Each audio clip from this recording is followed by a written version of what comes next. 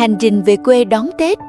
Mỗi dịp cuối năm, ai cũng mong được trở về bên gia đình sau một năm dài làm việc và cố gắng.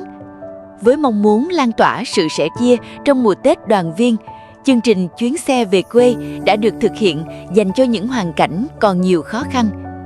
Những chuyến xe mang theo không chỉ là hành trình trở về nhà mà còn là sự quan tâm, kết nối và hơi ấm của những ngày cuối năm. Hy vọng rằng mỗi chặng đường trở về sẽ góp phần mang đến một mùa xuân trọn vẹn, ấm áp và nhiều niềm vui hơn cho mọi người.